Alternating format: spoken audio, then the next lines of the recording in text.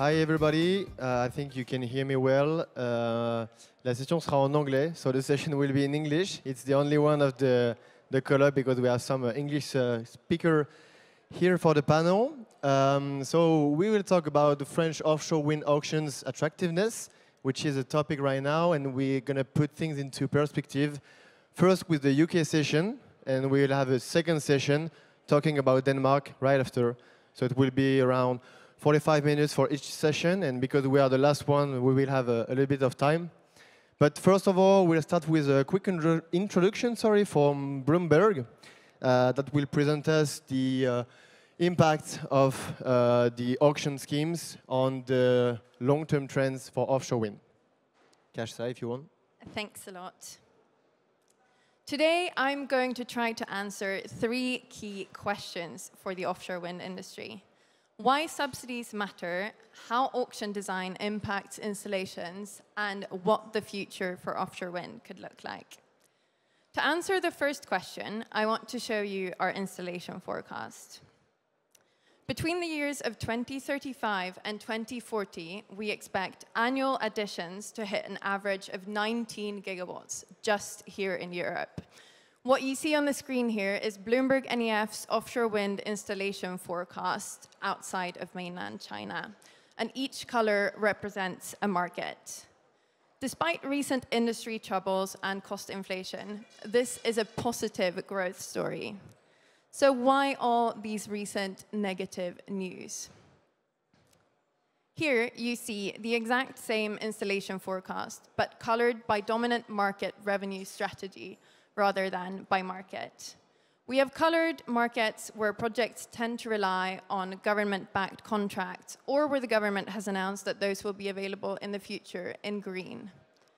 Markets where projects tend to rely on corporate power purchase agreements, either because government contracts are not available or because they are too low, are covered in red, together with markets where no clear revenue structure exists.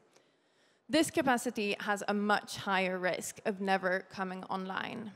So why do government subsidies lower the risk for projects?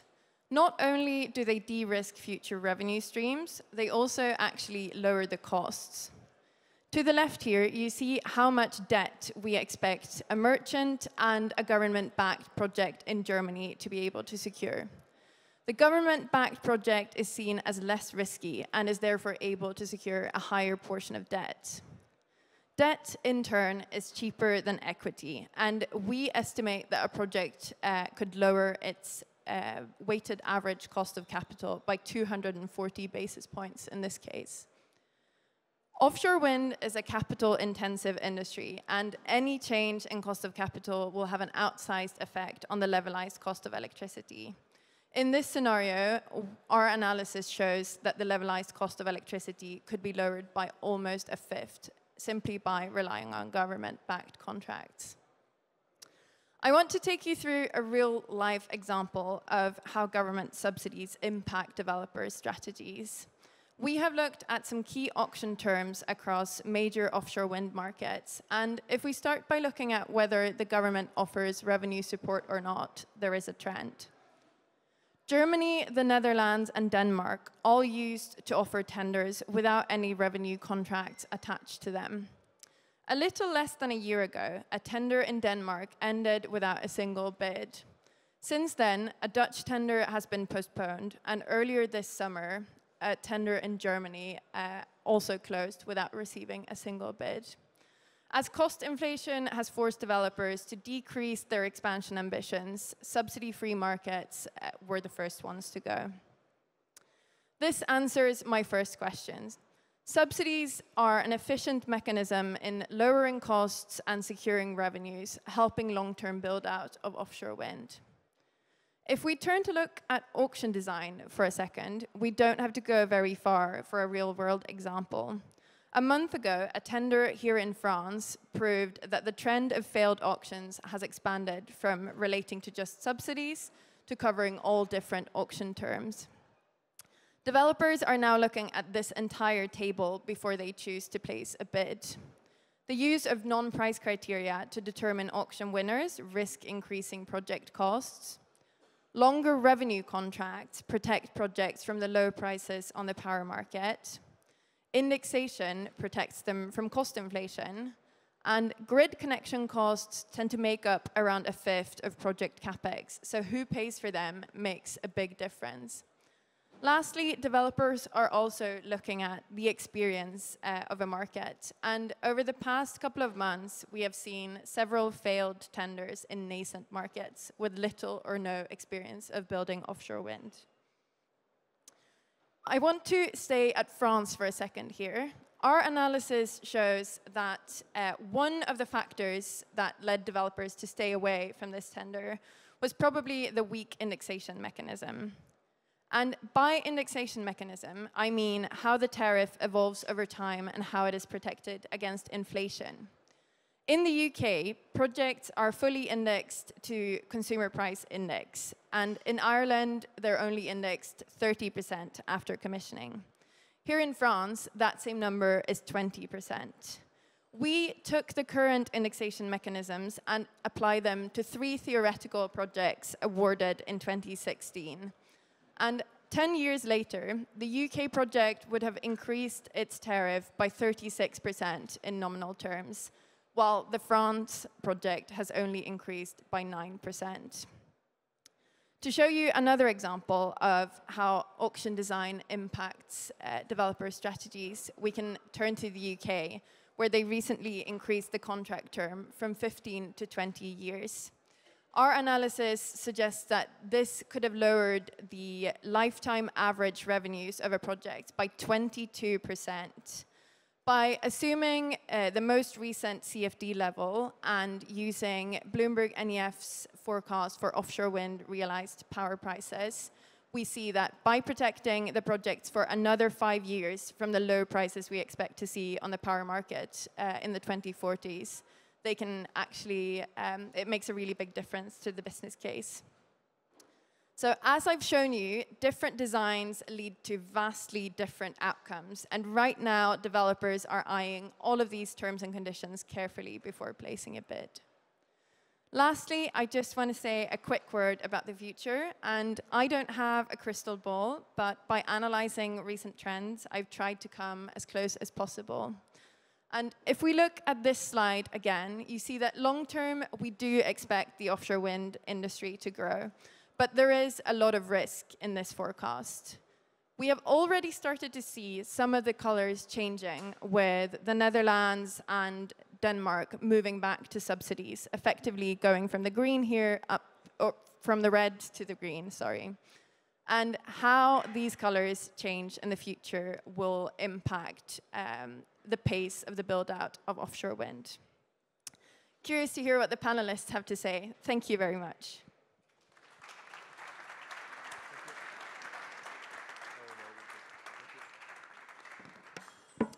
Thanks a lot, Kajsa. A lot of topics have been already covered, many information, and I'm pretty sure we will cover it, maybe not all of them, but the most part of it right now with our panel on the UK.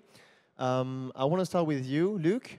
Can you first present us how it works, the UK auction scheme works, and the recent changes? It has been mentioned, for example, the example of the CFD from 15 years to 20 years. Can you tell us a little bit more about that? Oh, yeah. Hello. Good afternoon, everyone. And thank you for the invitation. Delighted to come and speak to you. We do have a very different system in the UK. We have our 2-stage process for both the leasing of the seabed and then the contract for difference, the support mechanism. So I'll just start by talking you through a little bit the approach that we take and how that impacts then the attractiveness of the market and some of the ways we are making those changes to secure greater investment.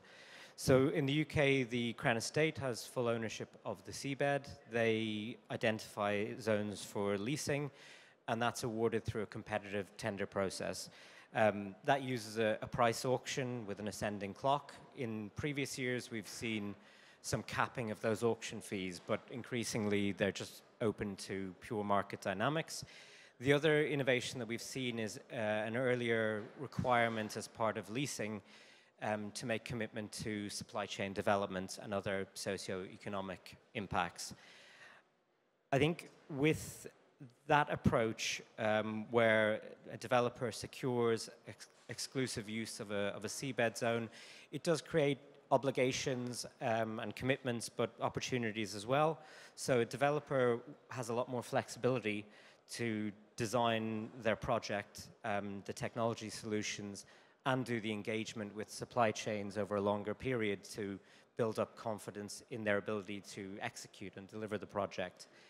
Also, the leasing fees, particularly the higher leasing fees that we've seen, that does create a significant financial commitment. So developers are less likely to not proceed with a project or to treat these leases as options that can easily be discarded. I think the other two trends that I would highlight in leasing processes in the UK is one around speed. In recent years, it has become normal for it to take more than 10 years from receiving a lease to securing a CFD. That's a very long development time with a lot of cost, and also it's a timeline that does not work for our net zero and clean energy ambitions. So the Crown Estate has taken on more early stage development activity, particularly in some of the early environmental activities that need to happen, so that when developers take over a site, they're further advanced and can move more rapidly to financial close. So it's not quite moving in the direction of some of the continental models, but there has been some evolution. And I think the other key trend has been price volatility. We had, in 2010, the third leasing round where fees were capped at £20,000 per megawatt. In leasing round 4 in 2021, we came out with fees of over £10 million per megawatt per year. And that was obviously an auction that happened at the top of the market. There was huge interest from oil and gas majors in particular. And that contrasts with Scotland, where the same year they did a leasing process, which fees were capped at about £30,000 per megawatt. So we're seeing a lot of cost disparities in that development process. And it is important to note, and I'll come on to this, that development expenditure has to be recovered. So this all feeds through to the end point, which is the ultimate price that's secured. On the CFD process, the back end, the second part of our two-stage design, that's a two-way contract for difference, price-based auction with eligibility criteria around having a grid connection and planning permission. That's one of the things that has changed this year. We've expanded the definitions to get more volume into the auction. And so this year, at the moment, we have in the region of 20 gigawatts eligible for this auction. One of the other main changes, which was flagged earlier, is the 20-year contract length. And part of the reason for that is hoping to help us with the headline cost. Spreading that cost over a longer period will bring down that overall price that consumers will pay. And in part, that's a reaction to the price spikes that we have seen as a result of financing costs and supply chain constraint. The other major change that I would highlight is our introduction of non-price criteria. And this year, that's focused mainly, well, exclusively really, on supply chain development. And as the slide indicated earlier, it's not that is part of the assessment criteria. It's not a weighted part of who wins a contract. There are two elements. The first is it's a requirement for entry to the auction. So for each project, you have to have demonstrated commitment to supply chain of a certain number, depending on your gigawatts. And then over and above those commitments, you can receive a reward, a bonus payment from the government if you are making significant supply chain investment above the minimum requirement. We don't know how that's going to play out. The auction is not going to clear until January, so it's a new experiment in the UK. We don't know what the impact will be. But already we're planning for the next auction, and they're talking about expanding those non-price criteria to cover skills development, workforce protection. And I think there is a risk here that in the UK we try and add on too many things to how we allocate contracts, and we try and solve too many problems with a clear auction mechanism. So I think there are some concerns that if we go too far and try and address too many issues, we could unbalance the model that has been broadly successful over the last 10 years. And I think I'd like to kind of land on that risk and balance point, because I think it is fundamental to the success that we've had. There have been times when we've not got that balance right. 2 years ago, we had an auction where we got the parameters wrong and we received no bids, no new offshore wind projects came through. So I think there's nothing inherently more attractive about a UK system. Every system depends on how you use it, what parameters you set in place. But when we get to the CFD part in particular, that has to reconcile in a single price all of the development expenditure, the capex, and the return for developers for the risks they've taken. And there are different pressures which can unbalance that. One, which I mentioned, is a sort of fragmentation of the seabed and those differing development costs, very different development costs across different types of project. And if they're all going in different cost bases competing, you then have to find a single price that works for those. So there's risk there. There's also the supply chain risk, which we're very much seeing at the moment, both in turbine availability and price, and also in a lot of the electrical systems. That all contributing to higher prices, as of course is the financing costs with increasing cost of capital. So those, I think, are some of the elements that are critical to the success or failure of the UK's auction system, but you know, there are wider lessons there, I think, for how we do market design across Europe. And yeah, for me, successful design, successful market depends on getting that balance of risk, costs, and return. Thanks a lot. And yeah, I didn't present, but Luke is working at RenewableUK, so the UK Federation. Thanks a lot. I think you stressed many interesting points, and we can see that there is this risk of complexity that you're mentioning, but also in a moment where we have more and more problematics and a very evolving context with issues we need to cover and we need to find solutions. So we need to find this balance in the auction scheme, in the specification. So should we need to cover all of these issues at this moment or later on? And this is a balance to find between the industry and the governments, and I think that's very interesting. Then I'd like to ask you a question, Etienne. So Etienne, working at the French Directorate for Energy and Climate, so French government. We mentioned this evolving context of the auction scheme. We are seeing different failures in different countries, and France, unfortunately, a new one recently. Just want to ask you how the French government is preparing those evolution and adapting to this evolving context. Yeah, thank you for the question. And I think first we share a lot of concerns with what was said just before in the introduction and then in your intervention. Thank you. And maybe the schemes are different, but we try to solve the same concerns basically. So we need, as these projects are very cost-intensive projects, we need to have risk mitigation. Therefore, we have in France, we have had for a long time the contract for difference mechanisms, which isn't the case everywhere in Europe, and we see that these last months, more and more countries in Europe think that might be something that is relevant to face the risks. So that's something we have some experience on with 20 years duration, which is our standard. But the contract for difference isn't everything. We need to cover other risks. In particular due to the fact that in France, contrary to in the UK, we have a longer duration between the definition of the tariff and the commission of the park. So therefore, we have several tools to limit these risks. One of them was mentioned earlier. It's the indexation of the tariff.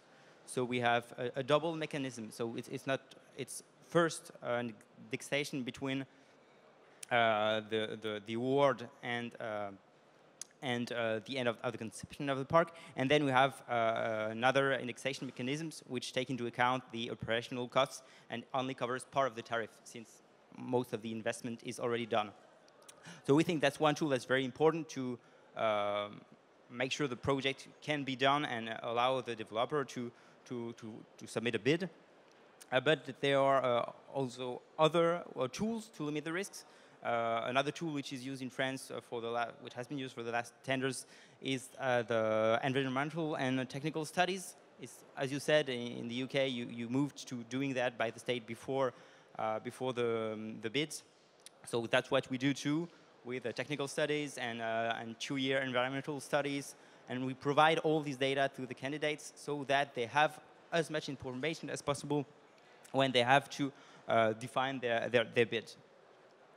Then we have other challenges to come, and we learned a lot from our past procedures with our competitive dialogue system, which is a procedure during which state discusses with the candidates to take into account their returns, their analysis.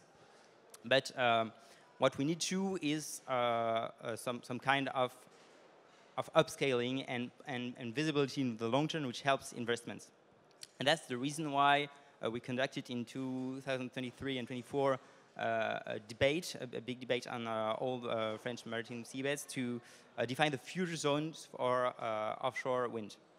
So a map of these zones was published in October 2024, and it will be the base for the future projects. And it gives visibility to both developers, but also to the local stakeholders, to the fishery, to the people living next to the shore. So that was a very important part of the exercise. But the definition of the where is important, but it's not the only thing to cover. Another thing to cover is the how, and how can we secure this how. One point is to make sure the industry and the infrastructure gets ready to allow these projects to be commissioned. So therefore, France conducted a program to support the adaptation of port infrastructure. In particular, it's critical for floating offshore wind because it requires a lot of area on the ports to build the future parks. And another way is to support the supply chain. It was also something you mentioned.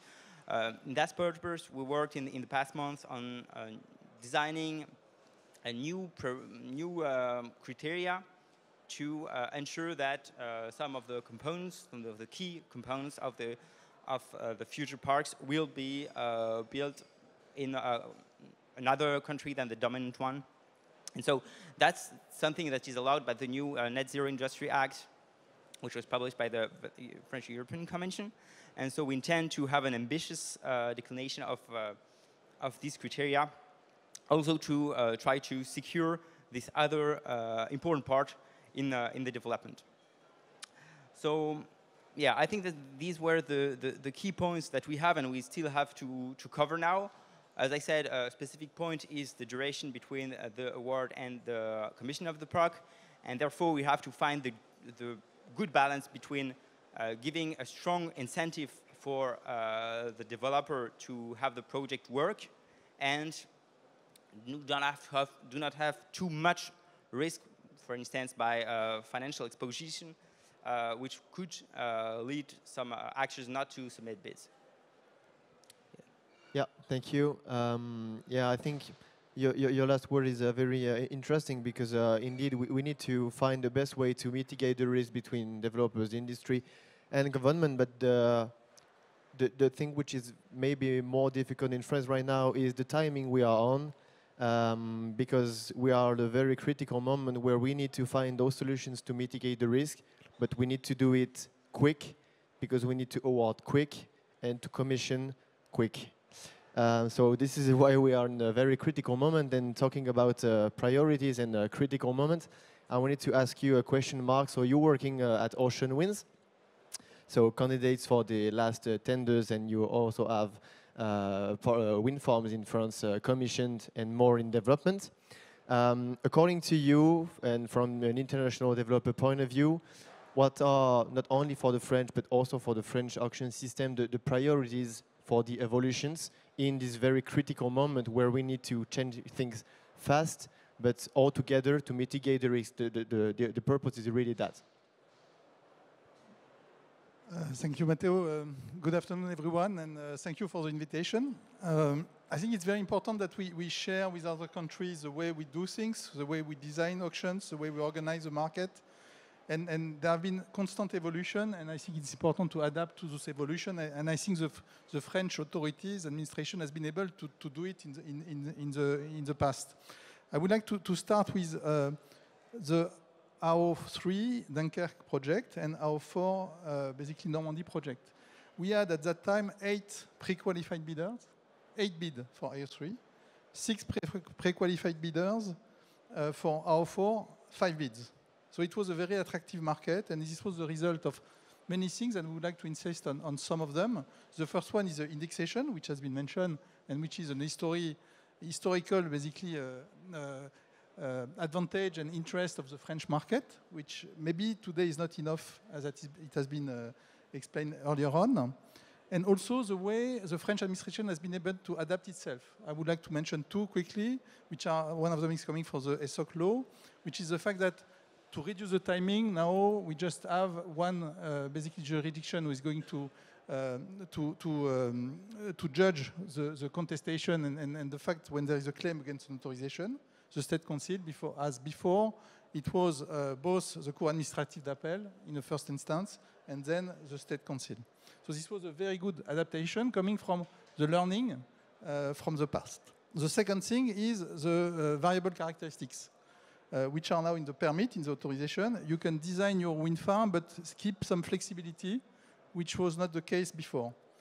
And this basically resulted in these very good results, 8 out of 8, 5 out of 6. Very good attractivity, I would say, of the French market, of the French tender in 2019, 2022, for 2022, sorry. But on the AO4 topics, there was an issue because AO3 and AO4 were awarded to the same candidate. So there was an additional learning which created attractivity also for the French market, which is diversification. The CRE at that time mentioned clearly that there was an issue, and introducing diversification clause would be very important. And I think the government has listened to this, and it was very successful as well in AO6 because the government introduced these diversification clauses, which are very important. And this improved the attractivity of the French tender. And then AO7, AO8, where basically the results were issued with a quite disappointing result in terms of attractivity. As you know, no tender out of 9 pre-qualified bidders on AO7, and only 2 out of 7 on AO8. So it's quite disappointing results. Even one of the, in the groupment of one of the candidates, one who was awarded, one decided to leave. So it's very important that we try to understand why, and what are the reasons, and what needs to be done now to restore attractivity of the French market. I would like to insist on 3 topics. The first one, and you mentioned it, Etienne, it's planification. We were very happy 1 year ago, remember in this forum as well, to celebrate the fact that the government has made a key decision, which was the planification. Planification is very important because you need to give visibility. Visibility in terms of areas, as you mentioned, but also visibility in terms of planning. Because both developers, industrial players, will invest only if they have visibility. If they rely on the fact that there are some projects will be developed. It's true for the port, for instance. If you want to invest in port capacities, you need to make sure that there will be projects. It's true for any kind of industrial capacities, and this is very key. So this was very positive 1 year ago, but unfortunately, what happens today is a bit worrying, concerning. As you know, our 9 tender rules are still not issued. They were supposed to be issued before the summer. We know that there is a political difficult context, of course, But this creates a lot of uncertainty, additional risk, and additional risk not only for one tender, but for the trust, basically, that the developers can put in the French market. Other example is AO10 and the PPE. So we were expecting the PPE to be issued, which would prove basically that things would go on, but unfortunately it's still not the case. So planification and reliable planification is really a key topic in order to restore attractivity for the French market. This is the first point. Second point is the risk that the developer takes. I think the risk has significantly increased over time in the last years.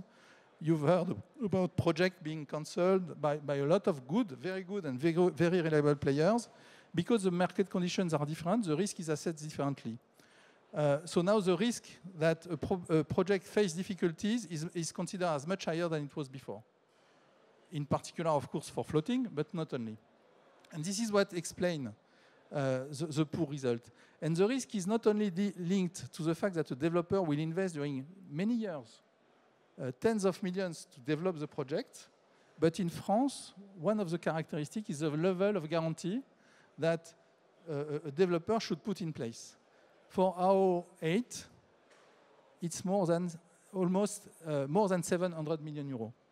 It's huge. And the risk that the developer takes if he develops a project, if he wins an award, it will be not only, let's say, between 50 and 100 million of developments. That is already a lot of money. But on top of this, more than 700 million of guarantees. So this risk is much, much too high. And I think that this is really an important topic that needs to be understood. This level of guarantee should decrease. Otherwise, the attractivity of the French market will not be there. And the third point, which is linked to this to some extent, so I won't mention the indexation, which is also a topic which has been raised before. The fact that the indexation is reliable enough. It has not been the case with, we know, the R4 basically indexation effect, which didn't really take into account the evolution of the market. I want to insist also on the level of penalties, which is more or less linked to the guarantees. There are a lot of commitments that the developer should take in France, much more than in other countries. And each of them are associated with significant amount of penalties without any cap. So if you add up all the penalties that the developer is subject to, and some of them are, I would say, quite easy because they can be under control, full control of the developer. Some of them are not at all.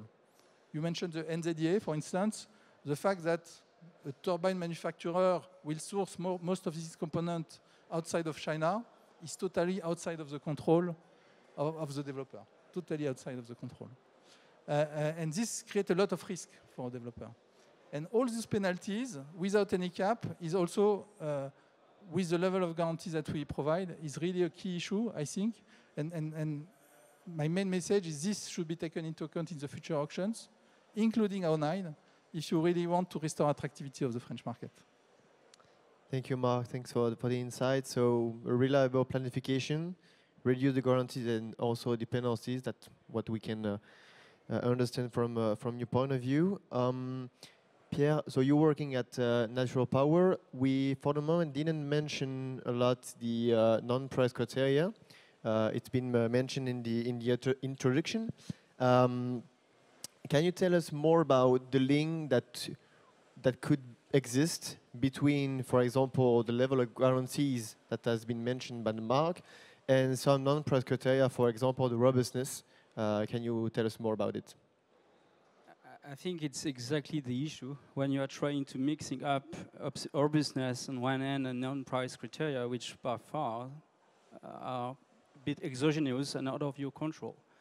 And I think we are trying, as you rightly mentioned in the beginning, you are trying to resolve trilemma, which is industrial sovereignty, while achieving very competitive electricity price and at the same time delivering positive environmental performance, net biodiversity gain, and co-location with other users. So basically, making the best out of a full scoring table we have in front of us, and beyond scoring is pre-qualification at the same time. So mixing pre-qualification, scoring, robustness, and this in a context where basically the impact on the macroeconomic situation of the market is compounded in somehow by the lag between the government auction decision and the procurement start. So you put some new challenge in head of the carriage. You are trying to resolve competitiveness of your supply chain 5 years ahead, and integrating into your specs some new requirements which are basically defending sovereignty, which is good, but at the end of the day, something which can be difficult to implement because there is no one to actually fulfill those conditions. So we are not in a static environment, and I think we have seen in the past, post-COVID or pre-COVID, was a different momentum. We took the best of this situation with negative bidding, low price, electricity, and we basically incorporate that into the design moving forward in different countries, sometimes with a bit of a partial understanding because it's a full holistic understanding you need to have between the scheme of a support mechanism on one hand, the way this resilience and sustainability topic will actually affect your revenue and the supply chain cost, and at the same time, how you basically design your auction in a way that, as you say earlier, very rightly, you incentivize developers so that they deliver net zero on transition, while let's say well ahead of the commissioning date. And if we incorporate into that, indeed, NZEA, together with the carbon border adjustment mechanism, which was announced, with the European Commission announcing today the reduction of duty-free steel import to a certain amount. I think it's 30.5 to 18.3 million of tons per year in steel, and having extra tax on what is actually beyond that cap. You're basically trying to put everything in a basket, check it, leave it to the developer, and at the same time trying to develop your own approach of framework with a bit of fragmented understanding of views. So I would say there are plenty of good ideas, but as you say, we need to have a fairly harmonized approach in all aspects. Supply chain build out. It's not one country basically incentivizing 20 plus megawatt turbine and a year after changing down to 15 because there has been a change. It's not necessarily using some of the part of NZEA on one country and using another one in a different countries, while at the end, the supplier, OEM, have to also resolve their own challenge to be competitive while addressing all these specific custom-made requirements from all countries. And at the end, it's probably difficult to put this, let's put it that way, horses ahead of a carriage, French expression. We're trying to implement supply chain in flooding with circularity, with recycling, reuse, recovery of those materials, while we are still in the learning curves, achieving pre-commercial, coming to commercial supply chain. It's pretty difficult to ask anyone to solve all those challenges at once. So again, harmonization, pragmatic, non-bureaucratic, efficient implementation of those policies back to back with regulation in countries in a way which is actually coherent enough so that everyone is actually pushing in the right direction. Sovereignty, low cost, and environmental friendly projects. That's what I could say, but it's avoiding paraphrasing my speakers here. Yeah, that seems like a huge work plan that I think that everybody is ready to work on that, and as I mentioned, quick, because we need those evolutions quick to achieve our goals. Maybe I just wanted to cover a last topic before we switch from country. It's about, you mentioned the NZEA, so the Net Zero Industry Act. In the UK, there is no NZIA, but you didn't wait a kind of NZIA to introduce some industrial criteria. So can you tell us more about the Clean Industrial Bonus?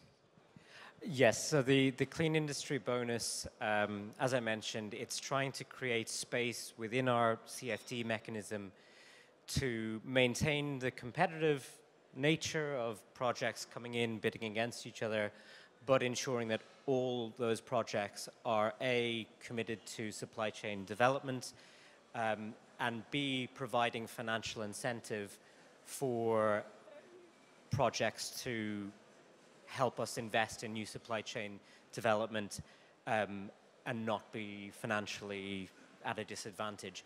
I think alongside that, we also see new investment coming from government, from industry, and the Crown Estate themselves. So there's a new £1 billion package of offshore wind supply chain support. So we're trying to take an approach which mirrors some of what you have in the EU in NZIA, while also adding a stronger industrial strand to our CFD process.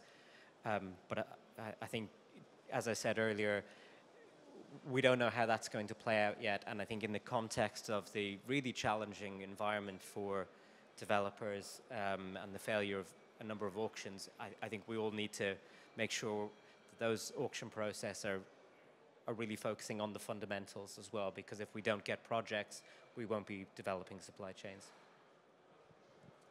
Thank you. If someone wants to add something, or just maybe one reaction. We said that it's important to learn from each other.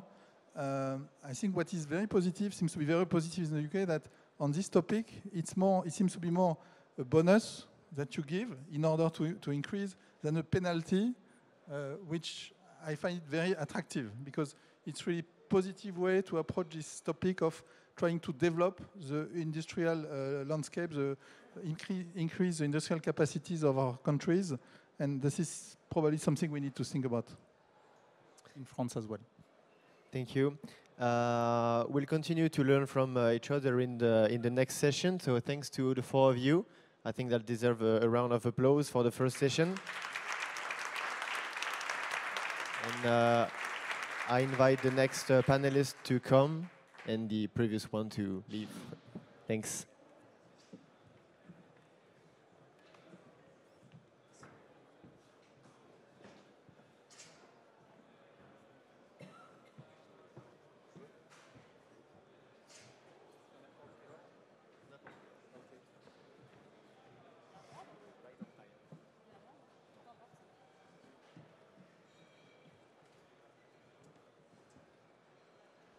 We just talked about the UK. We're going to now talk about Denmark.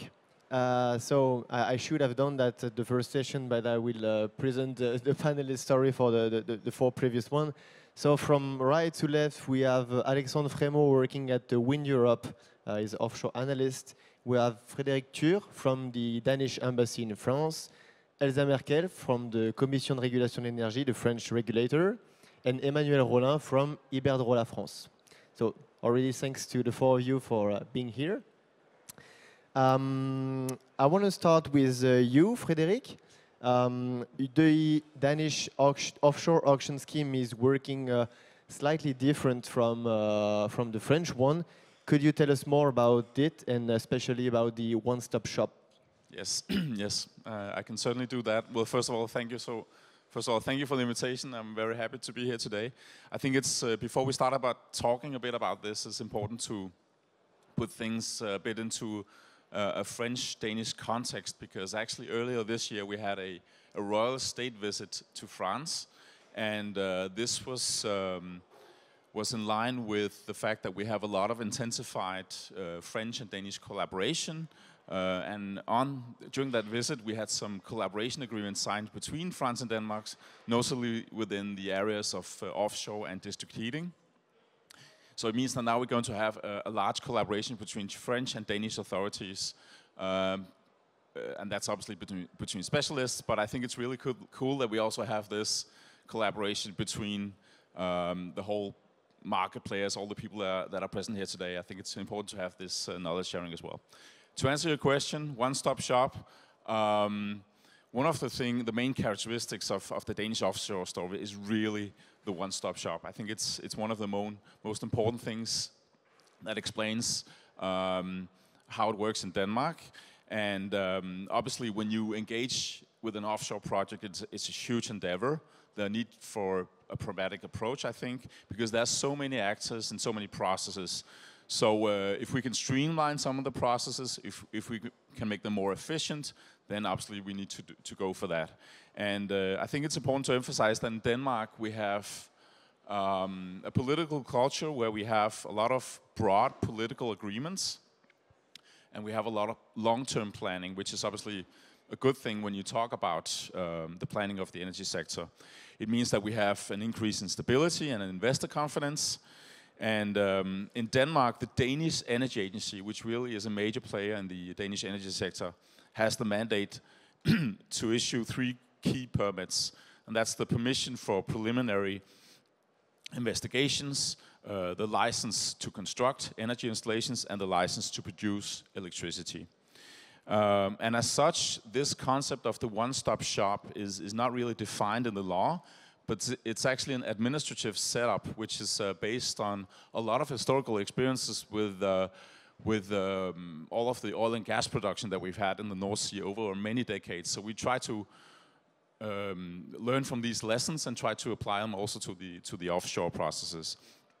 So what is the one-stop shop? Well, I think the main principle is that we have one single point of contact, and this means that in practice the developers deal only with the Danish Energy Agency. The Danish Energy Agency coordinates all the inputs, so there's no fragmented approval processes, and there's less regulatory insecurity. And then it obviously, as I mentioned, built on a lot of previous experience. It means that we have all of these different entities with the maritime sector, with the environmental aspects, with the defense, etc. It's all coordinated with one entity, so it's a lot easier. That's the idea behind it all. What does it mean in terms of benefits? It means that you have a lot more speed and predictability. You have lower regulatory risk because you only have to deal with one single entity, one organization. You have a lot more transparency and trust. And then you have the continuity because the Danish Energy Agency is part of this process all the way through. So I think that's in a nutshell, very shortly, the main characteristics of the one-stop shop. Thanks for that. That's very interesting. In a moment that where I think France can really inspire from how it works in Denmark, because we mentioned earlier more about the short-term evolutions that we could see, but about more long-term evolutions, about the broader auction scheme. This is something that the government is looking at for some evolution, but later on, not right now. But so that's very interesting. And I wanted to ask you a second question, because you knew earlier at the end of 2024 a failure in the auction.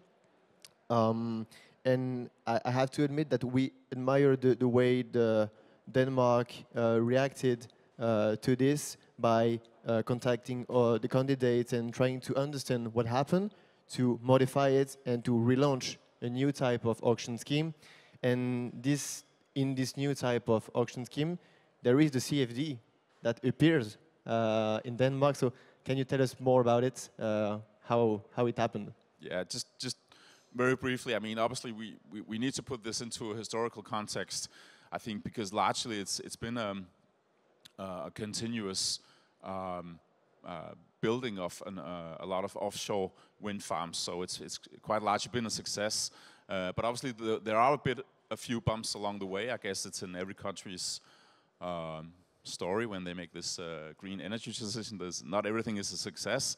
But over the last 15 years, we've seen that the subsidies have been falling. There's been less need of subsidies for building these offshore wind farms. And for instance, for the last tender before the one in December 2024, we had the Thor tender a couple of years ago. We had a strike price of 0, which means that these were very favorable conditions for the developers. So now we had, as you said, we had a new tender bid 6 gigawatts in the North Sea in December 2024, there were no bids. There were too many insecurities, apparently. And obviously, it was perceived in Denmark and also in the Danish media as a bit of an upset. I wouldn't say failure as such, that's maybe a harsh word, but it was definitely something that came as a big surprise also for many actors in the Danish energy sector. So what do we do? I think one of the benefits of, obviously, of living in a democracy and in this part of the world where you have such a high degree of transparency is that you can get a lot of feedback from those who are affected by what it is that we're building, especially when it comes to large energy installations. So the Danish agency, they reacted promptly. They made a market consulting. They contacted 17 stakeholders, developers as well as suppliers, to see what was going on. They had both oral answers, all discussions, but they also have some written input. And then they came back with some interesting answers. One of them is that the profitability was challenged. There was an uncertainty of electricity consumption in Denmark. There was a risk of overplanting as well. And when you talk about the offshore building, especially in the west coast in Denmark, you always try to connect it to the green hydrogen revolution. And the last couple of years, as we all know, there's maybe a little less hype about this, about the green hydrogen. The business cases are maybe less positive. There was also a green hydrogen pipeline that was delayed to Germany with 3 years. So in overall, they thought that there was a lot of negative aspects of the current tender conditions. And there was also lower penalties that they demanded. So basically what they said is we needed contracts for differences. So that's the lessons learned, I think. And just I'll be a bit quick now. So what happened in this new tender that we are putting forward now is that now we have a CFD. Contract for differences is going to be a part of this. There'll be lower penalties. There'll be more risks moved to the state side. Which means that, for instance, if there are some issues with the defense installations or something, it's the state that's going to take care of that. And then we're going to have 1 gigawatt for each of the 3 areas. So it's going to be more like a gradual build out of these tenders. So instead of having two big 3 gigawatt tenders at once. So basically, to conclude, the Danish Energy Agency, they listen to the market, they listen to the actors, and they actually try to incorporate a lot of these things. It's not published yet, but it will be hopefully later this year, just before the year ends. So that's basically it. Thanks a lot, Frederik. That's very, very interesting, and I think that there are many topics where we can learn from your experience, the Danish experience, and how you reacted to the story, because we can see that those stories are going to be pretty much the same in those countries we already mentioned it. And I'm turning myself towards you, Elsa. So you're working at the French regulator, and among other works, of course, you're examining the offers of the candidates, and at the end of all those procedures, you are publishing reports to identify what have been the causes of some consequences and so on. And in your last report of the AO7, AO8, you made several recommendations. You're doing in your other reports. Could you give us some of the recommendations you're mentioning in this report? Yeah, thanks, Matteo, for inviting the crew today. So as a regulator, we are indeed making a lot of recommendations to the government, but I will maybe first begin by just insisting on some positive features we think of the French design. And first, I will also insist on something that has already been said several times. The 20-year CFD contract we have in France, we still see it's an important feature of the French system. It gives visibility to producers. It has several positive aspects. It has been said, like the indexation, and of course the indexation is not perfect in France, and we also think we have to make some work in the future to make it really the most close to the real conditions of producers. It is complicated because we don't have an index on turbines, for instance. It could be a good idea. Maybe we have to work on that in the future to have to better follow the costs of turbines, for instance. We also have something in France in that we have a clause that allows to adapt the tariff based on the fluctuations also of the interest rates, which was quite important during the crisis because interest rates, they moved a lot. So it's also something quite interesting, I think, we have in France. And as we have big development times, it's all the more important. We still remain in favor of integrating a part of PPA in future tenders, but we also know the challenges that are linked to this proposal. So we still insist on the importance of the CFD in France. Then we also have flexible permitting. It's also something crucial in France because we are on long development times, and so we have to be able to adapt to new technologies. I will also insist on the switch we are making to bigger tenders. I think it was something that was really expected in France to have bigger tenders with several lots that will allow more diversification, a more competitive landscape, and a better diversification of risks. And I will finish with the good dialogue I think we have in France with the stakeholders of the sector.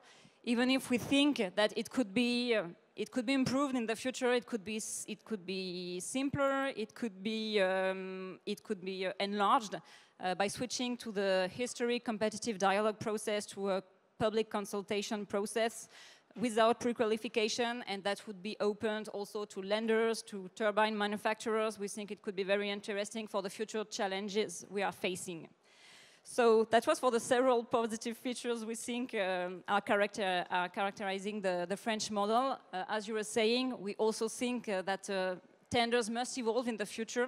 And first of all, to scale up, we think that tenders must evolve to foster robustness of offers, effective development of projects while integrating more and more industrial aspects in our analysis. So the importance of having a strong analysis of the robustness of both candidates and offers, it's a long-time recommendation from the French regulator. I will also say that a lot of public money is invested in offshore tenders, so it's all the more important that at the end projects are successful. So we have already stated there are long periods in France between bid submission and commissioning.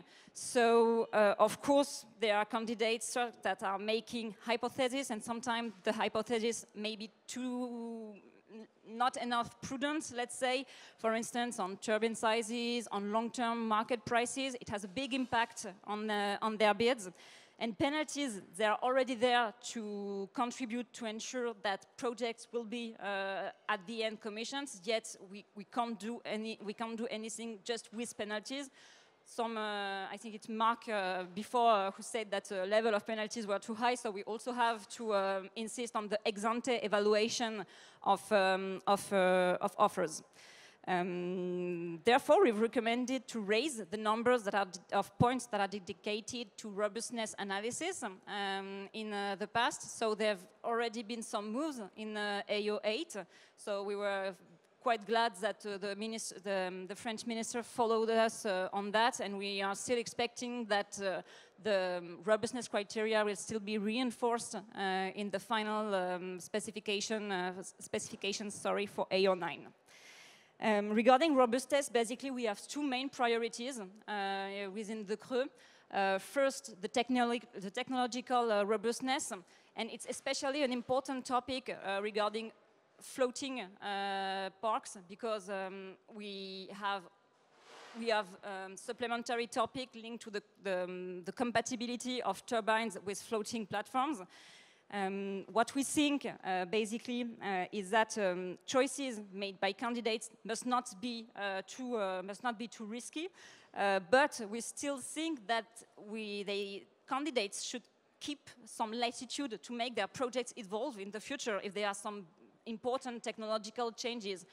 What we could imagine, for instance, is that you have to make a robust offer regarding wind turbines, for instance, but if there is a technological evolution, you can adapt your project, and gains could be shared, for instance, between the state and the producer. We think it could be a good model. Other important priority is external parameters. We don't think that it's easy to say that some candidates are better than others to make long-term prices expectations, to calculate long-term market prices, sorry, to make assumptions on the future negative prices occurrences, on revenues linked to ancillary services in 20 years. So we think that this hypothesis must really be prudent when we are analyzing the offers. And so we have all these considerations on robustness, and now they have to be coupled with considerations on the industrial aspects of the projects. So we will soon expect producers to incorporate some criteria linked to Net Zero Industry Act in their offers, and we are in favor of such criteria. And I will say especially for the eligibility of projects, because we still think it might be hard currently to differentiate, to discriminate candidates based on a rating, a resilience rating, because it's really hard today to make real long-time expectations regarding the development of the industrial sector. My second point will be that we think also that it's important to scale up regarding markets. Offshore wind producers, they must now become active market players regarding the place offshore wind is going to occupy in the energy mix in Europe. And there have been major evolutions in France in the last months to have a better integration of the historic wind parks from AO1 and then AO2 in the energy markets. So we think it's really positive. First, existing wind farms, offshore wind farms, will be now obliged to participate to balancing mechanism in 2026, and we think it's a very interesting potential for a balancing mechanism, especially regarding downward offers, of course. And this spring, there have been amendments made to the first contracts we have in France to make the producers incentivized to stop generating electricity during negative prices. That was not the case because we signed this contract at a period where there was no negative prices. And since the beginning of the year, I think we've had around 500 negative prices. So we are in a new world and contracts have to adapt. So we think we've made a lot of positive things with existing wind farms, and that several evolutions could still be implemented in the future tenders, and I will finish with that, to ensure well-designed and efficient market incentives for offshore producers. So these recommendations, we also have them listed in a report we published in June on the French CFD and how it could evolve.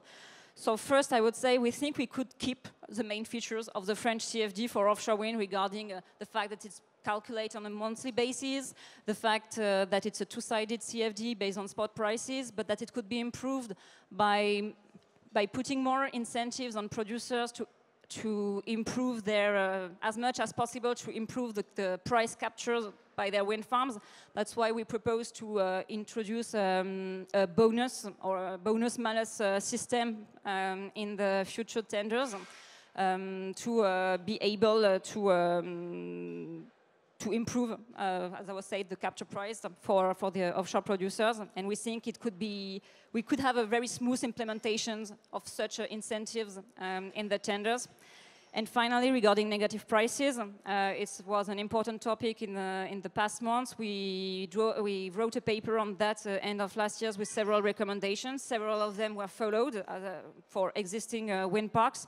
But for the future, we also have to take into account the fact that a bigger part of the revenues of offshore wind park and of all RES assets will be based on estimation of their generation of the electricity generated, because more and more we will have negative prices, and so offshore wind parks will be compensated. In France, we compensate producers when they are not producing electricity during negative prices. We are trying to find what would be the estimated generation. So the revenues will be more and more based, could be more and more based on estimations. So we have to be sure that these estimations are good, because it's also a risk for producers, and it could also create unjustified windfall profits, but it's also a risk for producers. So we also have to take this into account for the future. Thank you. Thanks a lot, Elsa, and thanks for all the work and the reports you mentioned, because it's very an important work you're doing at CRE, and very useful for the industry and all this work. I hope that most of your recommendations will be heard. And thanks also for the positive insights on what works and what need to be preserved in the auction scheme, because it's not about changing everything. We don't have time, and we have things that work very good. So thanks also for the positive. It's good to hear positive things at this time, in this context. So thanks. I'm now turning myself to you, Alexandre, for some Wind Europe insights on, according to you, of course, there is the CFD. That is one of the points you're mentioning a lot, and this is a position you've been defending for a long time. I'm pretty sure you're happy to see that more and more countries are adopting the CFDs, but beyond the CFD, which is already very good, as you mentioned, and we need to keep it indexed and so on. What are the other aspects that make offshore auction attractive? Yeah, thank you very much, Matteo. Thank you very much for the invitation, and thank you to France Renouvelable to give us the opportunity to be here today. Maybe just a quick word about Wind Europe for those who don't know us. We are the trade association of the wind industry in Europe, with more than 600 members across the whole value chain. And we're trying to, well, at least we're trying to work hard and advocate hard for the wind industry at the European scale, and that's what I want to bring today, actually, the European perspective. Just to put some numbers, drop some numbers, even though we already had some good numbers with the presentation of Bloomberg. So far in 2025, we have only seen 3 gigawatts awarded across the whole market, Europe. Compared to the 19 gigawatts awarded in 2024, that's very poor. On top of that, we are only waiting for 7 to 8 gigawatts to be announced or awarded before the end of the year, and we already October, so yeah, time's running. And on top of that, and I think it was also mentioned during the Bloomberg presentation, the number of failed tender has increased.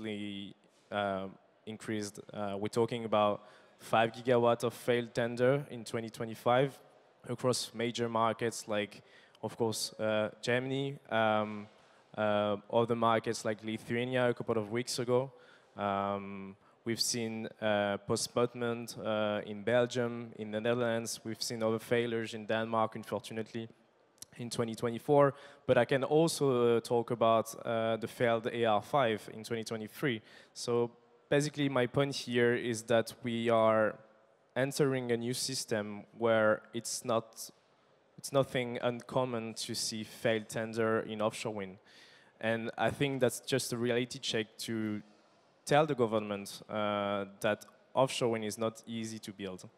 And clearly, the world where developers and the industry were fighting for a share of tenders in the even well-established markets is gone. Some of these failures, especially in Germany, in Denmark last year, were because of negative bidding. And you mentioned that it was like quite an important line of Wind Europe to emphasize that, CFD is a must to develop offshore wind. And negative bidding in these markets, so in Germany, in Denmark, in the Netherlands, were harming the industry. We're talking about 19 billion euros that have been paid by the developers to have the right to develop offshore wind farms in these markets for a total of 24 gigawatts. That's quite important.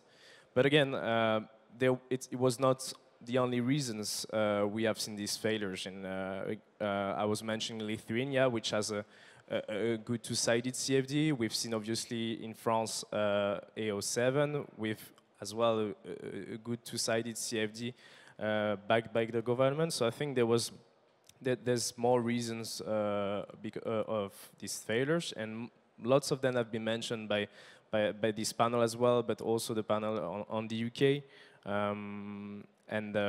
But yeah, and I think we need to take a step back and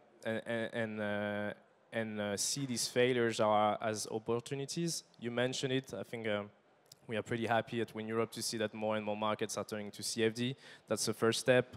Again, talking about Denmark, talking about the Netherlands, hopefully in 2028, and Germany, hopefully next year. Also, some good initiatives from the governments, and I think the French government need to learn from them. Frederik, you mentioned the market consultation that you initiated beginning of 2025, and I think, as you said, Matteo, as well, it was fairly impressive to see the Danish government react so fast after this massive failure in December 2024. Just in a couple of months, they have consulted the industry, the good stakeholders, I'd say, and come up with a new design and launch the tender, hopefully in the coming months, weeks. Yeah, we've seen also this kind of consultation in Germany, which basically there is a real revolution. They have been working on offshore wind with negative bidding for so many years, and now they're turning to CFD. We don't need that in France. We already have a two-sided CFD. The changes that we need to see are something else. The French case, I think, yeah, maybe to talk about it and to focus on that. We have, I mean, I'm French, so I say we, but we have a good auction design, I think.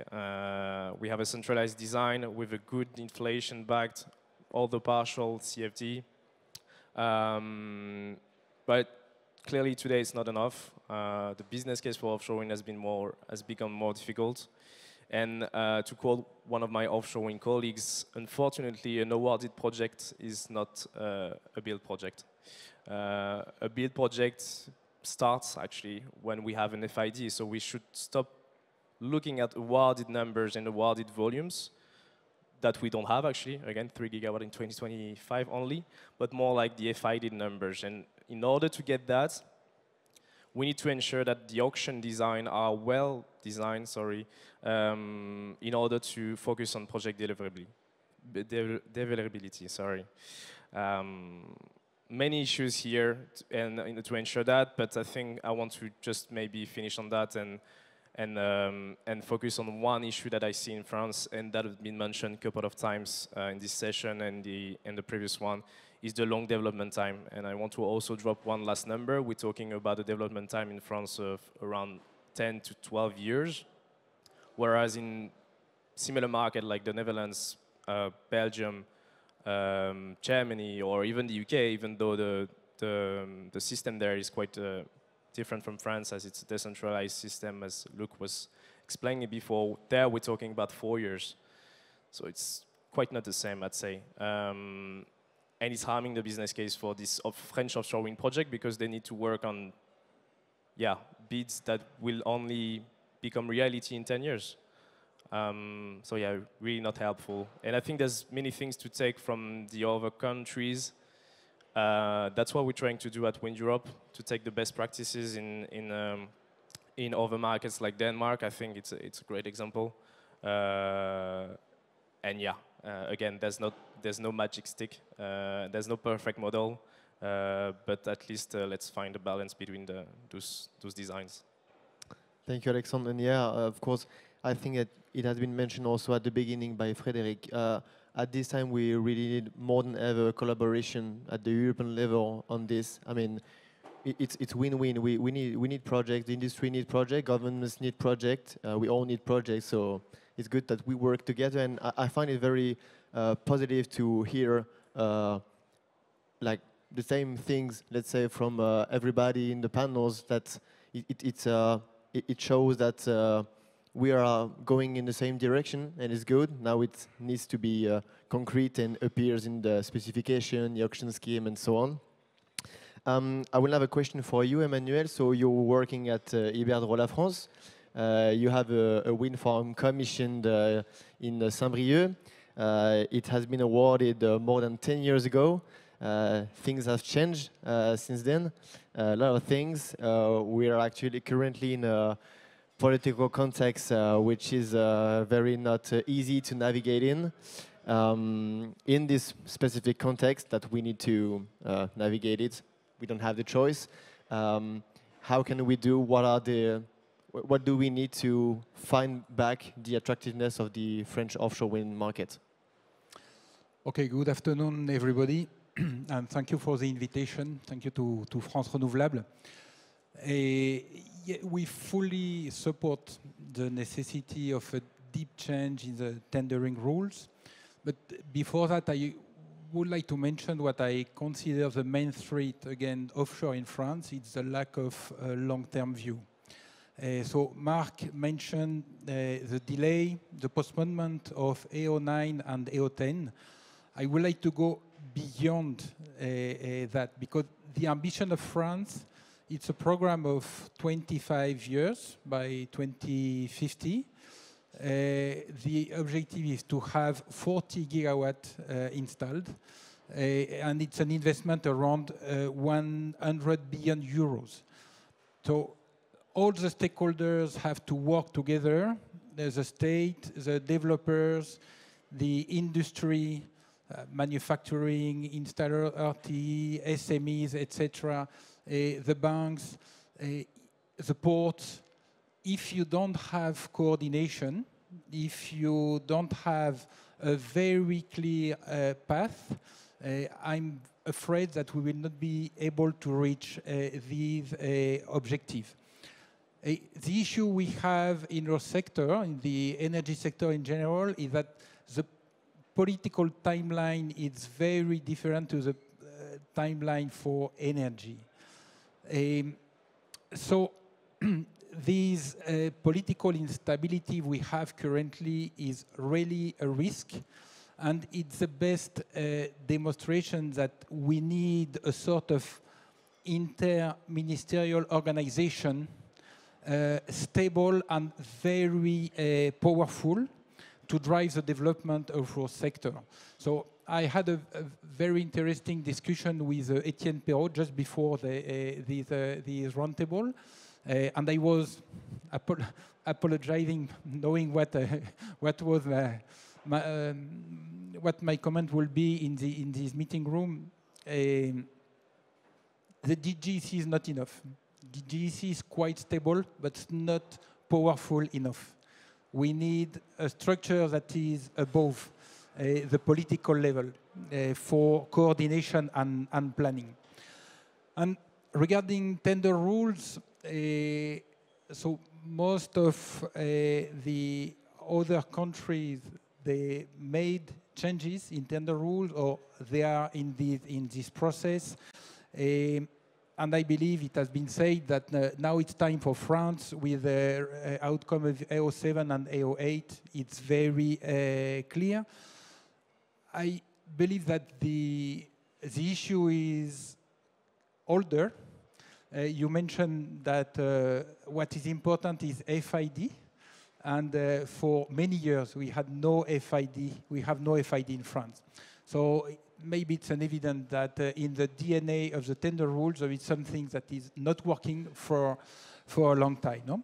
So I would like to congratulate Denmark, the Danish government, for how fast you made the changes, and also the regulator for the very interesting recommendation in the report of AO7 and AO9. And now, what can we do? So we have that normally the next tenders are AO9 and AO10. So we have three solutions. The first one is to launch this tender without any change in the tender rules. Clearly, I believe that it's not a good idea. There is a risk of unsuccessful tenders. The same causes have the same effects, no? So there is a risk to have the same result for AO7 and AO8. So another solution is to make deep changes in the tender rules and launch AO7 and AO9. I'm afraid that that will generate a delay of 1, 2, or 3 years that the sector can't afford. we need progresses. The supply chain need progresses, so it's not the good solution. So the solution I propose is an in-between solution with the implementation of strong measures that are almost immediate and with an important effect on the attractiveness of the system and also the robustness of the project. So, for example, and they have been mentioned to reduce the amount of the guarantees and the penalties. Some things that have not been mentioned, and from my point of view, it's very important, is to have a more flat formula for the tariff. When I say flat, is less point per euro of tariff that reduce the weight of the tariff criteria, and that and it also on the other hand, it's very important to increase the weight of the robustness criteria in parallel with that. So we will have a more balanced mechanism, I believe. If we do that, it's very fast, very easy to implement, and that can be implemented for AO9 and AO10. But in parallel, we have to work on a deep reform of the tendering rules for AO11. I really believe it's mandatory, and the objective is to reduce drastically the time between the tariff award and the FID. If possible, to have only some months. So when you are a developer and when you bid for a tariff, your business case is almost closed and you have no surprise afterward, and you can take your FID. So it's really good. Projects are more robust, so it's good for the developer, good for the supply chain, good for the energy transition, so for the government. No? So in summary, what do we need? A long-term view, stability. So improving planning and coordination. We need to move forward, so to launch AO9 and AO10 with changes in the tendering rules that are easy to implement. We need to reinforce with the AO11 the tendering rules, and we also have, of course, to preserve the strength of the current systems that have been highlighted by the different speakers. Thanks a lot, Emmanuel, and thanks for the summary. We come at the end of the session, so it's good to have a summary. Thanks, and I will try to do another one. So we can see that there is an urge to make the offshore auction schemes evolve in an evolving context. Things have changed. We need to change also. We see that there are more short-term changes that can be done. For instance, in the specification, we mentioned the amount of the guarantees, the penalties, and other aspects. More long-term changes that can be done, but later on. You mentioned, and you all mentioned, to reduce the time between the award and the FID. So that can be done after on. But to me, what is sure, and this is what I remember from the two sessions, is that to make that happen, we need to continue to collaborate all together. It's the industry, the developers between themselves, governments between themselves, and at the end, I'd say, industry and governments. And I think we mentioned it several times, but I really want to stress it another time. But the Danish example has been very impressive on how they reacted and on this collaboration between industry and government. And I think we really need to inspire from Denmark on that. So yeah, maybe just to conclude, we have some work to do. So let's get to work, and I think with more transparency and collaboration to make things happen. And thanks for your presence here. Thanks for your presence. And yeah, that's the end.